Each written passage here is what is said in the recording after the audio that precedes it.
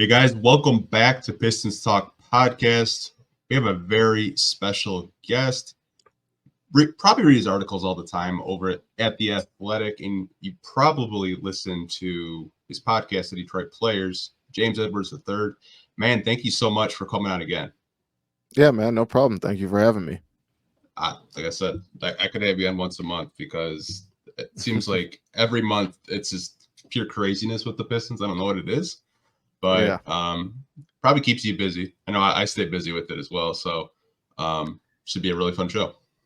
Yeah, definitely. I'll say this. The two things that, despite the lack of winning that the Pistons have done in my 7 years on the beat, is they've always had good people around, like good, genuine people that make it easier to get through the tough play on the court. And they also do a lot of stuff to keep to keep it interesting for sure, whether it's trades or hirings, firings. There's always something going on. For sure. One of the first segments I wanted to talk about was Trajan Langdon and probably what everyone's talking about, Troy Weaver getting let go. I wanted to know, like, what were your initial reactions? Because I know listening to your podcast, you've been like hinting at it for like two months. Like it could happen. Like, don't be surprised if it happens. Are you surprised that they eventually did it? No, not at all. I think for me, the kind of, I mean, you obviously figured you going through the season down the stretch that there were clearly going to be changes. Gores hinted as such in December when we talked to him. But I think once I wrote the story at, I think right before the Spurs game, which was the final game of the year, that hinted, well, didn't hint, it reported that they would be going after a president of basketball operations. That was pretty clear to me there that it was probably the writing was on the wall. It's just very hard to envision somebody coming in here in that role and not wanting to have their own people in here. And Mm-hmm. two, it'd be hard to imagine Troy wanting to work under somebody after running the show himself. So I think that was definitely not a surprise, certainly, but I think they wanted to make sure they wanted whoever they hired to make sure that's what they wanted to do. So I think that's why you saw the process drawn out and allowing Trajan to get here and talk with everybody and figure out what he wanted to do. I almost thought he wasn't going to get hired because it took so long for them to announce it. Because it's just like I get like I think I a saw a lot of tweet. people talk about that. Yeah, I mean, like I had a conspiracy like with Corey, and he told me he's like, you can't do your conspiracy anymore, man, because like, I'm starting to buy it. What was it? What was your conspiracy? I thought that they were just gonna pull the let's go get Tim Connolly, kind of like they did let's go get Monty, like they did last year. Oh, I mean, that's not a bad conspiracy. I will say that I think people just needed to look at the timeline, right? Mm-hmm. It was reported on, I think, Thursday before Memorial Day weekend or Friday that he was the likely one to get the job, that he was going to get the job, right? Yeah. So then you have Memorial Day weekend. Those, I think people underestimate how like long legal contracts take to get typed up and figured out too. Mm-hmm. So you couple that with the long weekend and then him having to get to Detroit. I know he signed on Wednesday. They didn't announce it till Friday, but he was signed on Oh, Wednesday. okay, Yeah. okay. I just think Yeah, there's just like behind the scenes nuance that I don't know what it was that took the press release longer to come out, but he had signed on Wednesday. yeah, probably a lot of like you said, paperwork, and then you have to factor in Memorial Day weekend, and people are with their families and stuff like that. Exactly. I think some people are just kind of pounding the table, like it's like what's taking so long? It's been over a week, but But I also didn't understand that part, because it's like, well, multiple reporters, including myself, like announced that he was getting hired. It felt like people thought that, like, I don't know why it needed an email to make it official, I guess. But I guess I don't know. I think people just want information. I don't know. It's just maybe it's because some NBA teams like I'll just use Phoenix for example. Like Mhm. They fired their coach. They hired Budenholzer, and he had a presser with him 48 hours. Yeah. Maybe that's where fans are coming from, and I can understand that. Maybe. But I mean, To me, that reads more like they did a little bit. They started talks with that guy a little bit sooner than maybe they let on. But yeah, I mean, yeah, it's who a knows? process. I Yeah. understand it. I could see why some fans get a little bit irritated by it, but Yeah. not honestly, I'm not, like I said, I'm not really surprised. Like if people like listen to your podcast, I mean, you guys should subscribe. By the way, it's a very good podcast. Thank you. Um, yeah, you and Laz have been absolutely love Laz too, but filling in for Yeah, Vinny he's a good dude. Shout out to Laz. Appreciate him filling in. And playoffs are winding down. Vinny should be back probably. I mean, probably July. He'll probably make his return around summer league after uh, covering the finals and everything. So, but I really appreciate Laz for jumping on and being part of it. And yeah, he's been great. who do you have in the finals? I got Boston. Yeah. Um, I just think that they have the best team from 1 to 9 or whatever it is. I think that if Porzingis is back, that's huge. I just don't know if I'm going to trust Dallas's role players in at this stage, but we'll see. I just think that Boston has. I think role players are huge, and when you get to the NBA Finals, and I really like Boston's assortment of role players. Yeah, I think it's Boston's to lose because I mean, Yeah, like you said, they're so loaded, and I think Derek White is probably really underrated. People don't really talk about him too much. Like, I yeah, think he's he's a really good. big glue guy, but it'll be a really interesting NBA Finals. It's kind of weird not having like Steph or LeBron in it every year. It's really hard to get used to, but Yeah, it is I'm happy different. I there's a little like bit it. of yeah, there's some change. Like I don't like the same old thing like every Same. year.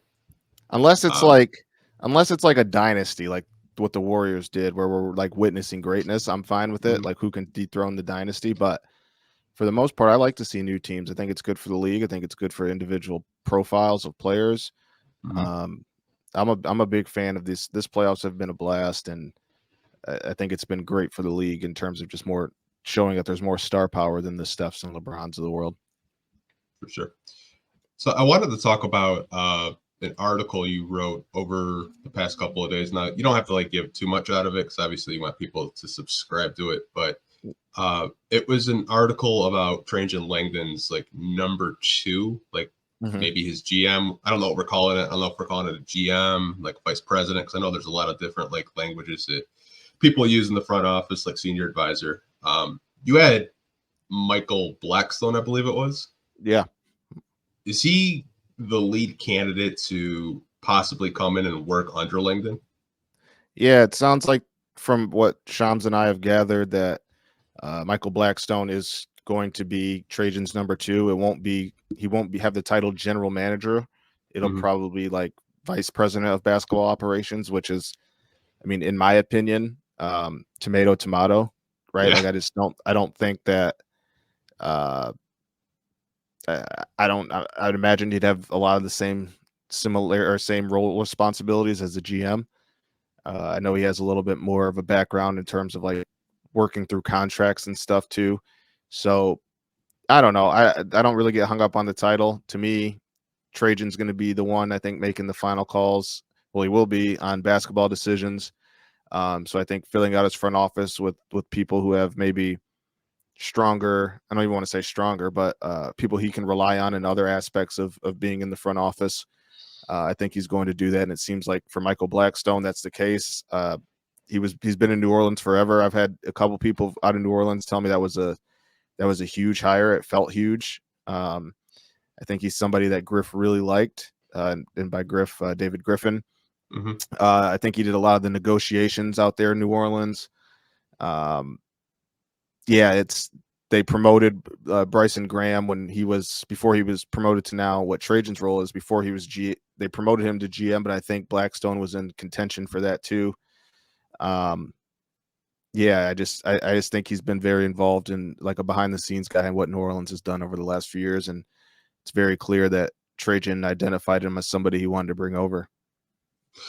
Yeah, when I was Googling his name, for whatever reason, Google wanted to give me search results for Michael Blackson from Wild and Out. I don't know why, but I was just like, no, That's I want funny. Blackstone. I know I was I laughing mean, at you can't. I that. don't think you can find a ton on him.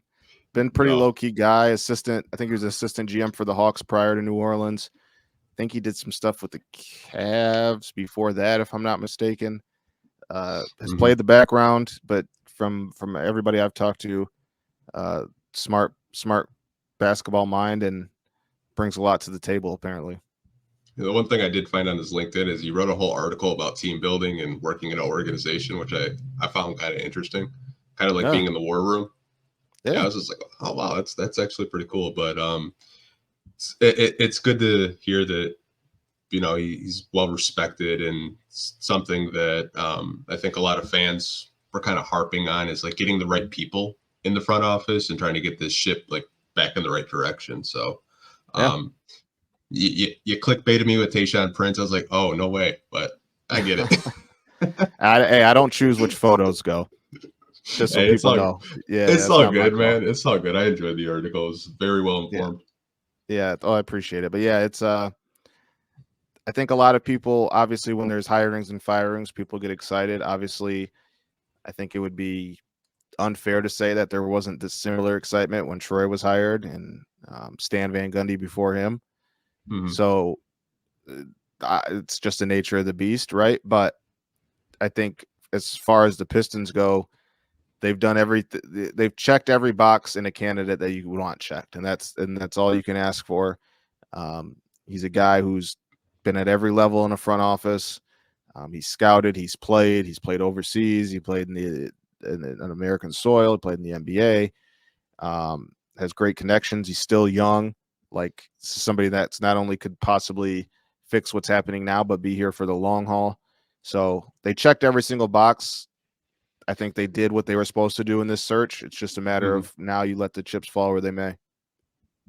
Yeah, I listened to some old interviews of him, and within the first 60 seconds, he's like, I got to get the person right. I was like, yeah, I knew it. They got the guy. Like, that's just like something that I know Gores and Art are like very high on, is getting the person right, getting the before the player. And I was like, oh, yeah, 100%. That's going to be their guy Yeah, when they were going heard through good that things. process. I've heard good things just about how he approached the interview process. Definitely didn't seem like a lone wolf, like he had all the answers, was willing and wanting to get people around him who maybe accentuate what quote unquote could be his weaknesses or find people who bring ideas to the table that make him think. So he seems like a very collaborative person. I think that would obviously come from playing team sports and all that and being a point guard and wanting people to be involved. So certainly I think he sounds like he wowed them during the process and it sounds like Dennis Lindsay did too. But I think Trajan, you factor in the age and his ability and willingness to really make it a group thing and be wanting to bring different minds in with him, I think got him over the top. For sure. For sure. One of the next segments I'm going to bring up to you, and I think a lot of Pistons fans have a lot of questions about Monty Williams. Mm-hmm. And my question to you is, could the Pistons move on from Monty, given that we have a new president of basketball operations and everything that's transpired over the past week or so? Yeah, could they? I think so. 14 wins. Um, I think there's you obviously somebody new coming in. I obviously think you have to consider everything on the table after a season like that, right? Um, Now, if you're Monty, you could make the case didn't have the best roster to work with, and there's the obviously elephant in the room that he still owed like $60 million. But as I reported a bunch, if Trajan wants to move on, that money is no object for Gores. So I think they need to decide. One is does Monty is his heart and soul into coaching this young rebuilding team. Um, I think they need to determine if what they maybe saw as coaching issues could that have not been a thing if the roster was better? Yeah. Those are all things I think they need to determine. But I definitely think it's a possibility. Sure. I don't think it's I don't think it's I'm 50-50 on if he'll be back or not. So I guess I could say that. Okay. Like, I know there's like some things you can't say, and I respect that and I understand that. Um, but the question I would have is, would they go for a veteran coach or would they try to go younger? My gut would be that they would go younger.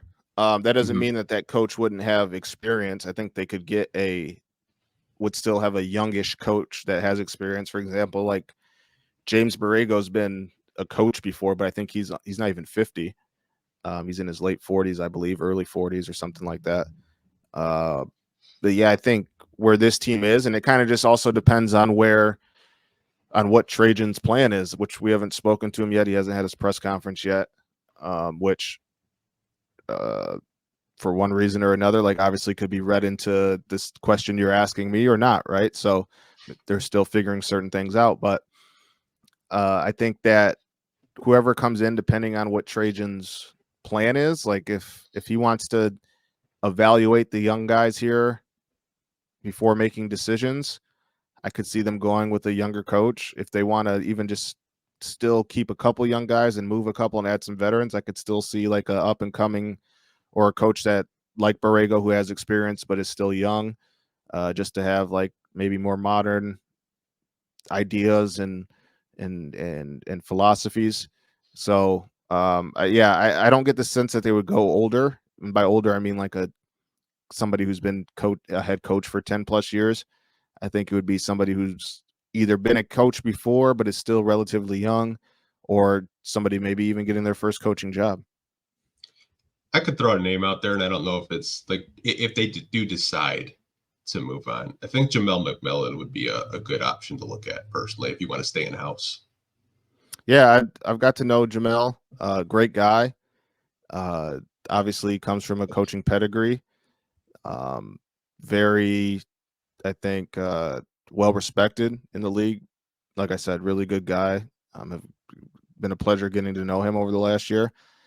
I just would wonder if, like, I assume if Monty left, I don't know if they would. I don't know how many people from his staff would remain. Right, like that's kind of the Yeah, tricky part. But I think it all kind of comes down to uh, who he has relationships with, who he doesn't have relationships with.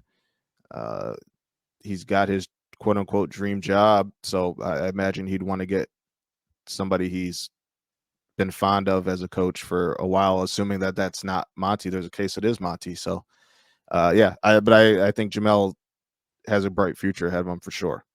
yeah. I mean, got to cover him like a lot with the other job I do have, and I mean they were a top two seed in the G League. With they didn't like quote unquote have like a superstar. Like their best player at the time was Jonte Porter, and did pretty well in the G League when he wasn't gambling, Yeah, but yeah, but made a lot of money. maybe he was betting on the G League games, so he was putting up points when he games. I don't know. Can you bet Um, on G League games in the apps? I don't. I'd have to ask Brody. I'm not sure. Maybe he would know. Yeah, I'm not a gambler. But I've never checked to see if I could bet on the Motor City Cruise versus the Charlotte Swarm or whatever the hell. Yeah, you got it right. Yeah, is that it? Yeah, there we go. I just Yeah, found out today that New Orleans' G League team is the Birmingham Squadrons. Never had heard of yeah. that team before. They got some pretty sick jerseys. I'm not even gonna lie. I love the name. It's a sick name. The Birmingham Yeah, Squadrons. That's a hard name. I'm a fan of that. yeah. I mean, some of the names are you're just like what, but Yeah, some of the names are like low key fire. Not even I gonna like lie. Squadrons. Squadrons is tough. Have to tell you guys about the Game Time ticket app. How exciting would it be to attend an NBA Finals game this year? I think I would absolutely love it. Game Time makes getting NBA Finals tickets even faster and easier. Prices on the Game Time app actually go down the closer it gets to tip off. With killer last minute deals, all in prices, views from your seats, and the lowest price guaranteed, Game Time takes the guesswork out of buying NBA tickets. One of my favorite features within the app is they have a 360-degree view, so you get to see how close you'll be getting to the action. I did that several times this year buying Detroit Pistons tickets, and I got to see whether I was in a upper bowl, lower bowl, or almost courtside. Absolutely love that feature within the app. If you go over and you download the Game Time app and create an account and use code CLNS for $20 off your first purchase. Terms apply. Again, create an account and redeem the code CLNS for $20 off your first purchase. Download the Game Time today. Last minute ticket deals, lowest price guaranteed. I don't know how deep you've gotten into the NBA draft. Yeah. I kind of wanted to get like where you're feeling with the Pistons. Like, which prospects do you like at 5 for them? If they're going to keep the pick, because that's Yeah. a whole nother topic. Yeah.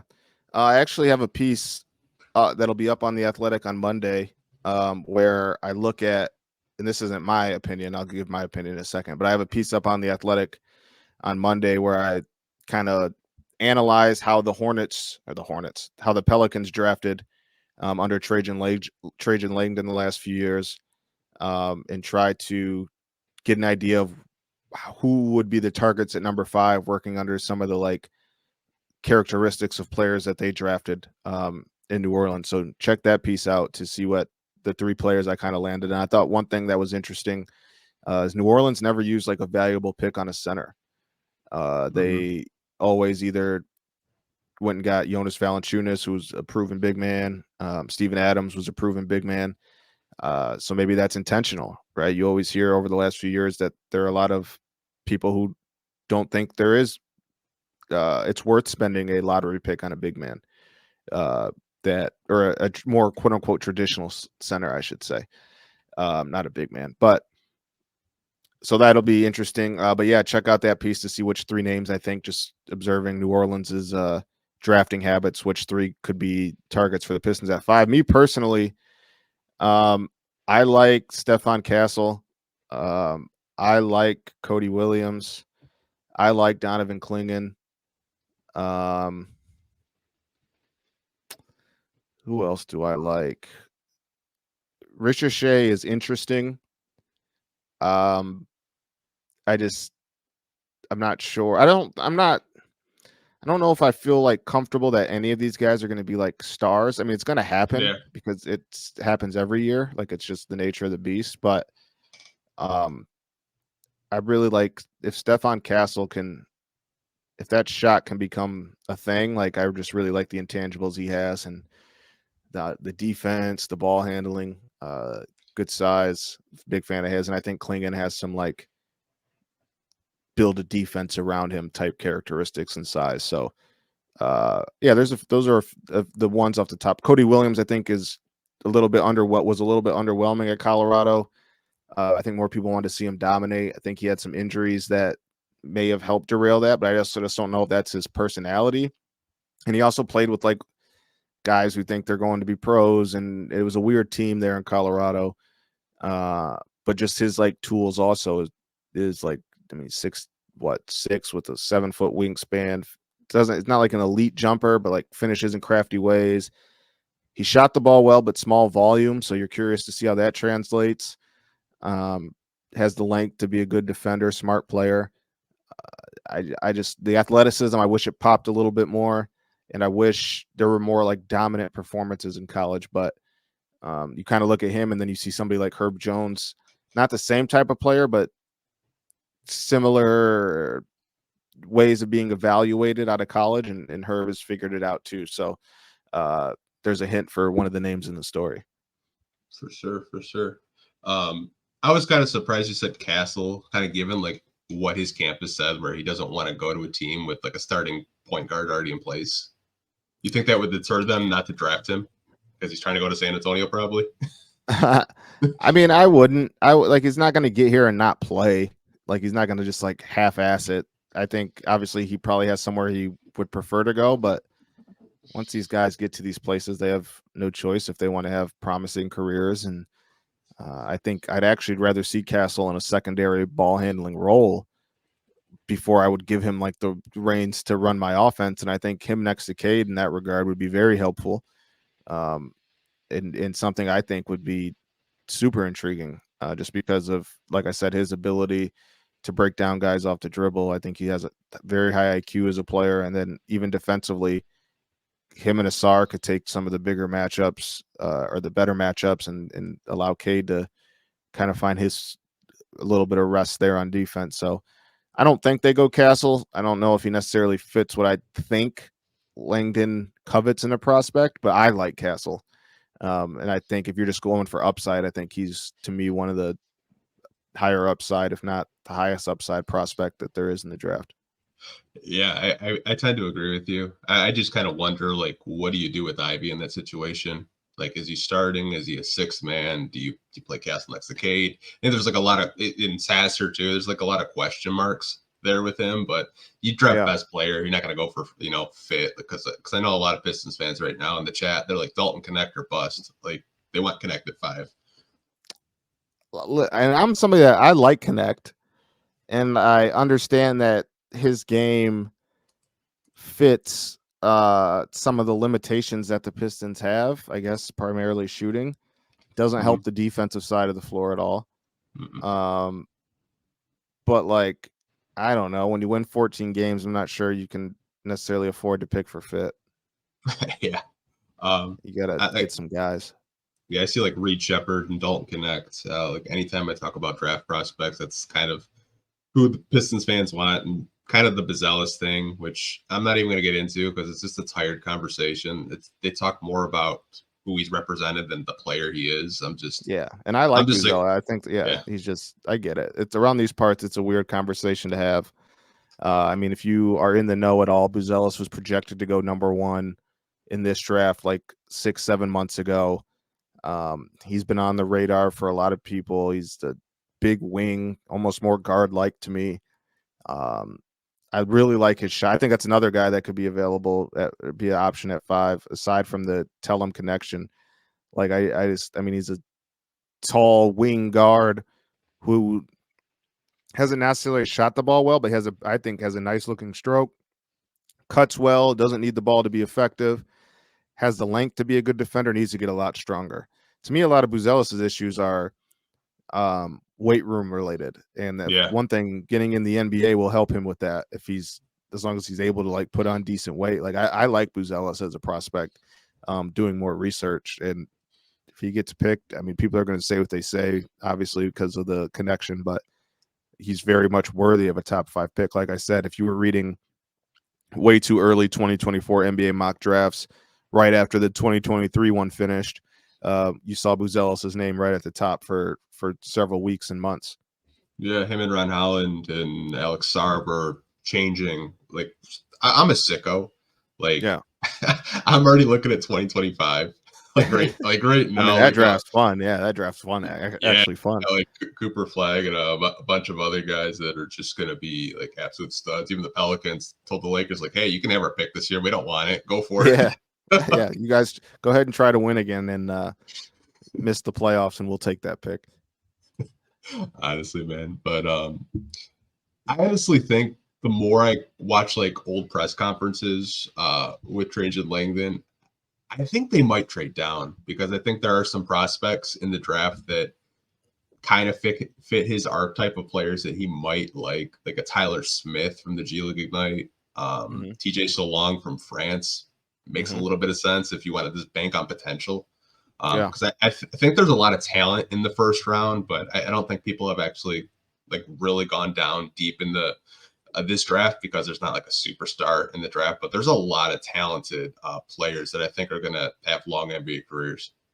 Yeah, I agree. I think the thing when we say it's not the best draft, I think like you said, it's at the top, and it's kind of the fear of these guys from like, to me, 1 to like 5. I guess like 1 to 15, almost like there's not a lot of separation, and it's like who you draft at 5 could easily be worse than who goes at 15. Like I think that's the big. There's no clear cut guys. Like you can talk yourself into anybody, and I think that's the biggest. Like if I was picking, Sam Presti said it the other day. Like I like this draft. Like I would like this draft too if I was picking where the Thunder were picking. Like there's some decent players there. You're not going to have to pay them a ton, and you don't get the scrutiny of if you whiff on a top 5 pick, if you whiff on 17 or whatever it is, right? So I think Yeah, I don't know. My thing is if he trades it, if he moves down, it's likely probably going to be for more of, like you said, a project player. But I wonder if you trade to move down for a project player, hopefully if you're the Pistons, you either get in that like maybe a player ready to go, like a veteran to as part of the trade, or you get multiple draft picks if you're trying to build assets. But I just am kind of interested to talk to Trajan and find out like what his plan is for this team, because to me that'll help determine what's more likely that they do with the number 5 pick. If he wants to lean in and learn what young guys he has here until the trade deadline and risk maybe value falling even more, like I'd understand it. Like you don't want to lose what you have at home. That's not ideal. But at the end of the day, and I think obviously Troy suffered a lot of this backlash, is he's also Trajan isn't just starting fresh. Like he has a whole fan base who's been fans of a team that haven't won in 15 plus years. Yeah. So it's interesting, like that dynamic, and it's not unfair because it's sports. Like at the end of the day, people want their team to win, but it was kind of the same argument with Troy. Like Detroit was rebuilding the right way at the time, starting when Troy got there, and it didn't work out. But the teams before Troy, like they weren't rebuilding; they were just bad.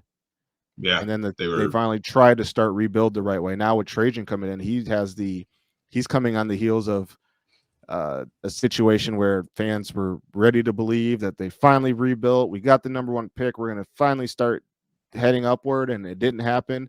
So it's like, well, can he afford to keep slow playing it?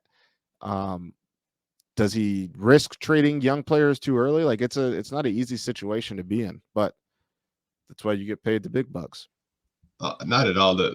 And he has a clean slate too. I do want to say that. Like if you want to trade out of the 5 pick, you're going to actually have more salary cap, depending if you don't take salary back. Because a 5th pick is kind of pricey. I don't think some fans understand. Like top 5 picks get paid. Yeah. Even though it's just like it's still like around like I think anywhere from I want to say like 7 to 10, like around that area. Yeah, it's around 7 to 10. Yeah. Yeah. So if I was a team looking to move up, I'd rather have the number 5 pick. Like I'd rather call the Pistons for number 5 than number 3.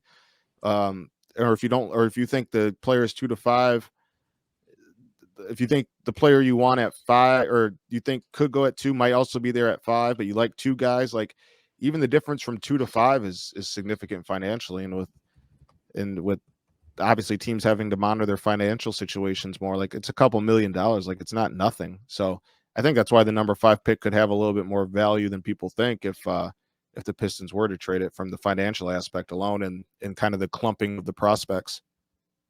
Interesting. I actually had someone asked me about like the Pistons could like trade out of the 5th pick. I didn't really see too many teams wanting to trade up for the 5th pick, because I was just like, I don't really think it's that valuable. I think it's like if it was in last year's draft, maybe it would be valued like it was a late lottery pick, maybe like outside of that, but I just don't see it like teams trying to trade up to get the 5th pick, unless Definitely possible.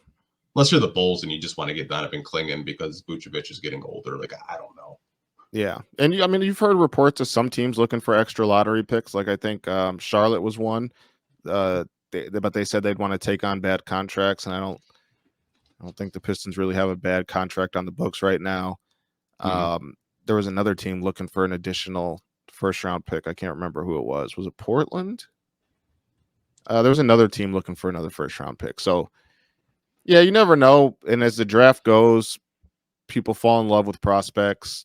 Yeah. Maybe you just never know. But yeah, I agree. Like there's a world where nobody wants to move up in this draft, but you start evaluating and really diving deep into your draft preparation, and maybe you fall in love with somebody.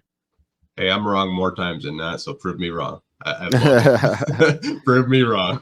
Absolutely would love it, man. Like I've been wrong so much, it's humbled me a lot. So I was just like, man, I think I need to stay off these CBD gummies a little bit because they're messing with my brain. We've all been wrong. It's you're not living right if you haven't been wrong. Yeah, I mean, I think I have a wallpaper of freezing cold takes. I could just wallpaper them. What's your favorite? Oh, probably a conversation with Pistons thoughts. I don't know if you've ever met him or talked to him before. Yeah, I met him, and he lives in LA, right? Or he did. Yeah, Yeah. he's come. He's introduced himself to me a few times when I've been out in LA covering games. Nice guy. Shout out to Pistons thoughts. Yeah, shout out to Jordan, really nice guy. He had I think a comment about when Andre Drummond just got his max contract and Jaylen Brown was only averaging like 10 points a game. Mm-hmm. And we were both like, we'd much rather pay Andre Drummond a max than Jaylen Brown a max. And that thing aged like milk. Like it was so bad. I mean, it's not like a super bad take at the time, but yeah, I mean, yeah, it didn't age well at all. But I took it on the chin. It resurfaces every year. I'll wake up to like 100 plus like notifications on Twitter. I was like, oh, this time of year again. Cool. Is it Celtics fans? Oh, it's everybody. It's the NBA Twitter fans. It's like the Muse accounts and the season accounts. I was like, crap. That'll do it. That'll do it. For sure. I did want to ask you about a player that's in New Orleans that I think is going to get moved, and that is Brandon Ingram. Do you think he would be a realistic target for the Pistons to go after? On paper, I mean, all right, well, let me preface this first. You're talking to a big Brandon Ingram fan. Same here. I obviously know his limitations as a player, but I like enjoy watching Brandon Ingram play basketball. Do I think he would? Sam Vecini doesn't think that Ingram is a good fit next to Cade. I don't agree, but like I understand why that could be the case. I think he physically like fits the type of archetype that they need. I think he's an underrated playmaker. The shooting, he's a good shooter, but it comes and goes. I think he's a good defender too, a solid defender. It depends on how much you're going to have to pay him. He's still young. Like if I can get him for just the number 5 pick, I personally would. If I had to throw in like a little bit more or something else, and they can throw in something else too, like I think one, I would do it because I do think this team needs to try to get better sooner rather than later, and Ingram does do that. And 2, Ingram's young. Like, what are the like? You'll have him under team control for 4 years, 5 years, 4 years. Like, I don't know what are the odds you do better than that in free agency than a 26-year-old, 27, 28-year-old who's. I think Ingram's only 26, right? Do you have his age in front of you? Yeah, I'm gonna look it up in 2 seconds. Maybe he's 27. Yeah, I think he's only on he's got 1 year left on his deal, and then you probably just give him he's 26, so you can kind of give him that 4 years max, whatever. So it's probably like around 200 million, but hey. Yeah. I mean, I like Ingram. I would strongly consider it, but I also understand like if you don't think he helps move the needle enough and you tie yourself up, then you got to pay Cade soon. I understand it if you want to maybe try to hold off, but if you don't have to give up much to get him, I would really, really consider it. Now, the other question is, it's been very clear, or at least up to now, that I'm not sure that the Pelicans are willing to give him the extension he's looking for. And that was the case prior to Trajan arriving. Like, is Trajan one of those people? That's a question we don't know, right? So yeah, that's it's tough to say without knowing that. But certainly, like if you're asking me personally, I think if the Pistons wanted to get Ingram, I think they could find a way. Yeah, for sure. Yeah, one of my buddies is on the beat for the Pelicans, and he's like, yeah, it'd probably take like Ivy Duren in the 5th. I was like, yeah, that's way too much. That's I way wouldn't too do much. all 3. I've heard Pelicans people say, I think one deal floated out there was like Duren in 5 for Ingram in 21.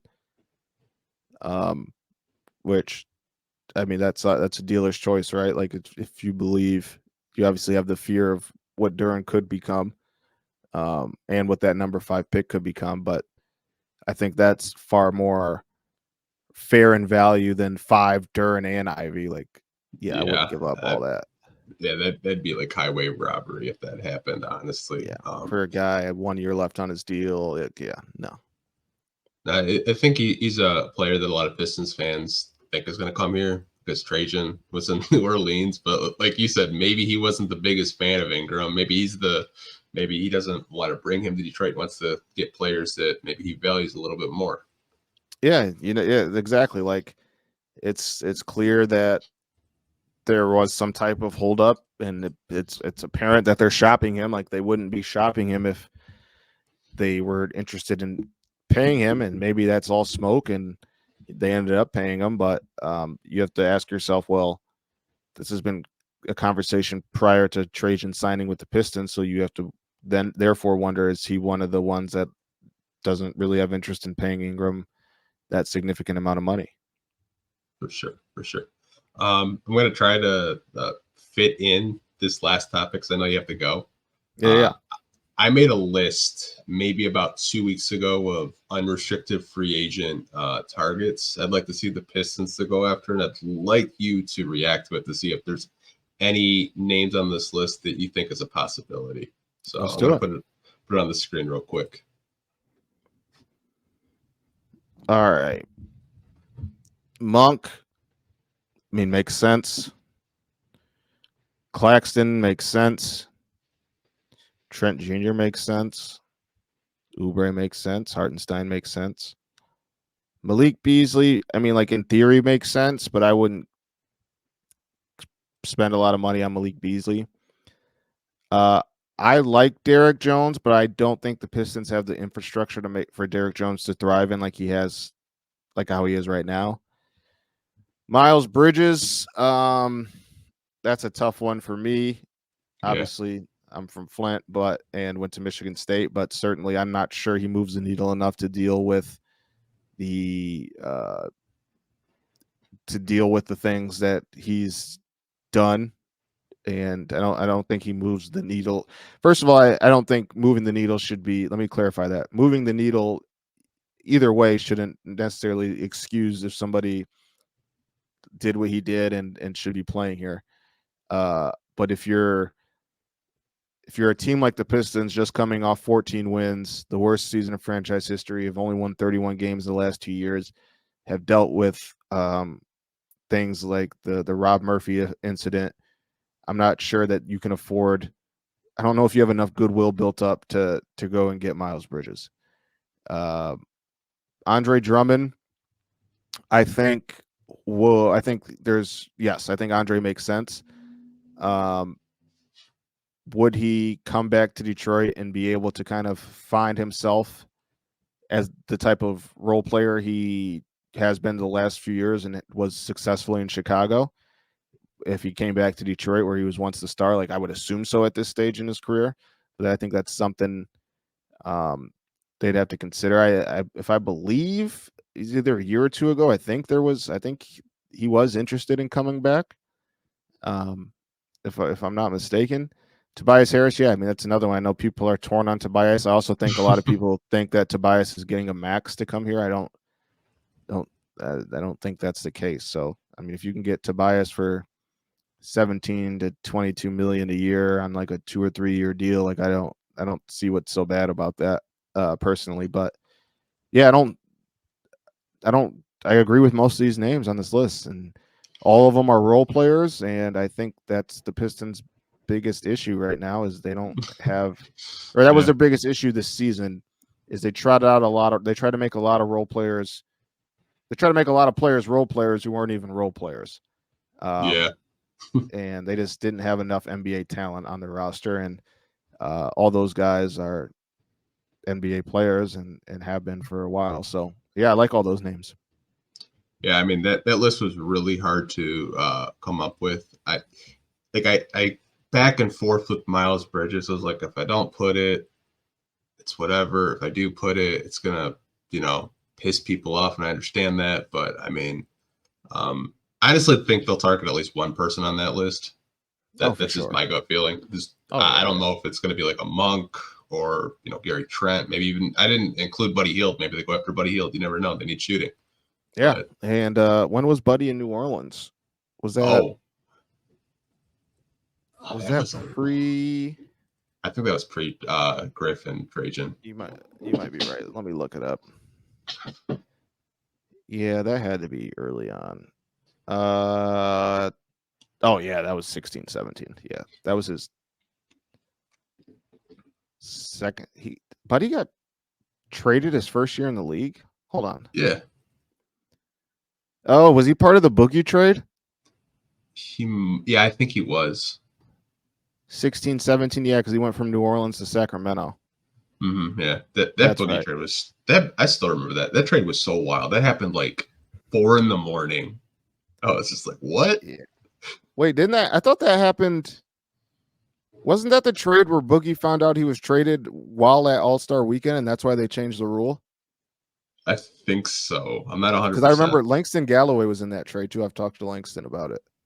Oh man, But that's yeah, a name I if I'm haven't not heard in a minute. mistaken, I think that's the trade where Boogie was at All-Star doing his media session, and he found out he was traded during the media session, and then they changed the rule where what's first now, the deadline or the All-Star game? Deadline, right? Yeah, pretty sure. Now the All-Star game's after the deadline now, I think, after that. Wow, that's crazy. I still remember that trade though, because I was like getting ready to go to bed. And I was like, it's 3 a.m. Why am I getting a Woj notification? I was like, what? That was That's wild. crazy. That was crazy. Shout out to But Boogie. I miss Prime Boogie. Shout out to Boogie. He was fun as hell to watch.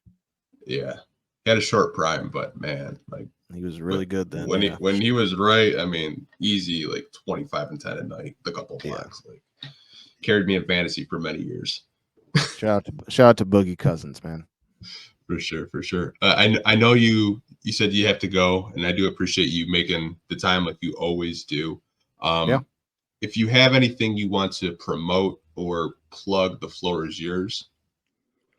Nothing that we haven't already talked about. Check me out on The Athletic if you haven't already. My Twitter is JL Edwards III. As I said earlier, I have a story up if you're on Monday, looking at what the Pistons could do or who the Pistons could target with the number 5 pick now that Trajan Langdon is in. I'm kind of evaluating their trends as in New Orleans as they drafted. I have a podcast on Patreon, The Detroit Players. I do it with Vincent Goodwill, NBA columnist, Yahoo Sports. I gave him the playoffs off so he didn't have to be boarded by talking about Pistons draft picks while he's also covering the postseason. And the great Laz Jackson has filled in for him. And we drop a podcast every Monday, and then I do a bonus episode every Friday where it's like interviews I had in the stash, or like right now I'm dropping like stuff from the combine I got from prospects. We do emergency podcasts when news breaks. It's $4 a month. Once you're a Patreon member, you can listen on iTunes or Spotify, wherever you get it from. It's easy to figure out how to do, but yeah, it's only $4 a month, and you get at minimum 8 podcasts a month. So check it out, and appreciate you having me on as always, man.